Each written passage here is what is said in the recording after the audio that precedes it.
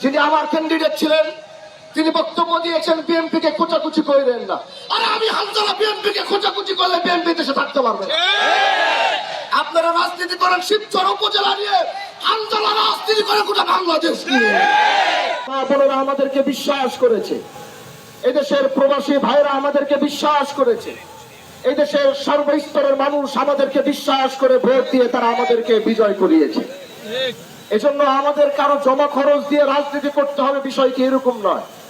আমি গত কয়েকদিন যাবৎ ভালো মতো খেয়াল করছি যে আমাদের কিছু ভাইরা তারা খুব লেখালেখি করছেন এবং খুব কথা বলছেন। তারা অন্য কেউ নয়, তারা আমার শিবচরের বিএনপি ভাইয়েরা। কিন্তু আমি তাদেরকে একটা কথা বলতে চাই, আপনারা কি এটা মনে করছেন না যে আমি হামজালা নির্বাচিত হওয়ার পর আমার একটা নেতৃবৃন্দ কারোর সাথে কোনো খারাপ ব্যবহার করে নাই, আমার একটা নেতৃবৃন্দ কাউকে হুমকি ধামকি দেয় নাই। আমি হামজালা এমপি হওয়ার আগে যে আমার কতটুকু পাওয়ার ছিল এই শিবচরের মাটিতে, এটা কি আপনারা দেখেন নাই? তাহলে আপনারা কি মনে করছেন আমি চুপ করে আছি? কারণ আমি শান্তি চাই, আমি শিবচরের প্রত্যেকটা মানুষকে নিয়ে কাজ করতে চাই, আমি শিবচরের প্রতিটা দলের সদস্যদেরকে নিয়ে কাজ করতে চাই। আমার চুপ করে থাকা মানে আমার কোনো দুর্বলতা নয়। যদি মনে করেন হামজালার চুপ করে থাকা দুর্বলতা, তাহলে সেটা আপনাদের ভুল, আপনাদের চিন্তায় ভুল ধরেছে। হামজালার চুপ করে থাকা মানে হামজালার শিবচরের মাটিতে শান্তি চায়। বক্তব্য দিয়েছেন যিনি আমার ক্যান্ডিডেট ছিলেন, তিনি বক্তব্য দিয়েছেন বিএনপি কে খোঁচাখুচি করেন না। আরে আমি হামজালা বিএনপি কে খোঁচাখুচি করলে বিএনপি দেশে থাকতে পারবে না। আপনারা রাজনীতি করেন শিবচর উপজেলা নিয়ে, হামজালা রাজনীতি করে গোটা বাংলাদেশ নিয়ে। আপনারা চিল্লা চিল্লি করবেন গ্রামে খেতে, হামজালা চিল্লা চিল্লি করবে বাংলাদেশের পার্লামেন্টে। তাহলে আমি শান্তি চাই।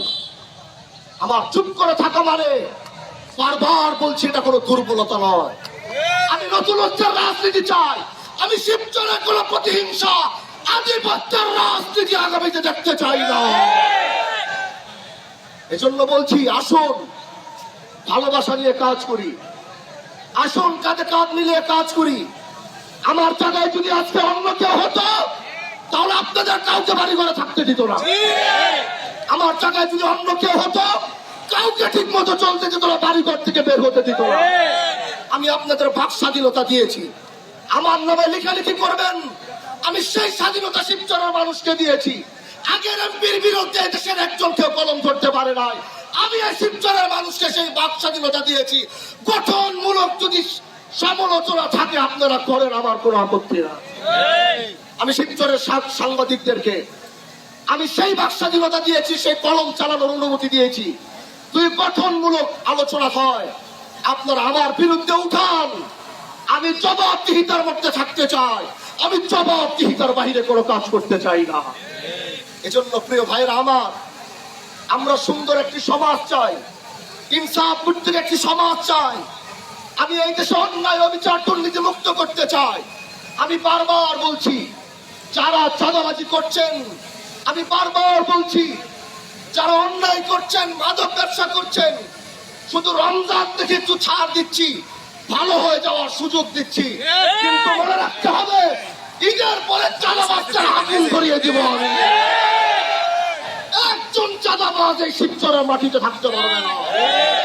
বাস স্ট্যান্ডে নিজে গিয়েছি, বারবার সময় দিচ্ছি, সুযোগ দিচ্ছি। আমি সময় আর সুযোগ দেওয়ার কারণ হচ্ছে, আলহামদুলিল্লাহ নির্বাচিত হওয়ার পর এদেশের 50% মাদক ব্যবসায়ী আর চাঁদাবাজি কমে গেছে। হিন্দু ভাইরা আমার কাছে ওই দিন এসে আত্মত্যাগ আর খুশি নিয়ে বলেছে, ভাই স্বাধীনতার পর এত সুন্দর করে আমরা ব্যবসা করতে পারি নাই, আজ আপনি নির্বাচিত হওয়ার পরে মাথা উঁচু করে ব্যবসা বাণিজ্য করছি, চাঁদা চাওয়ার কেউ সাহস পাচ্ছে না।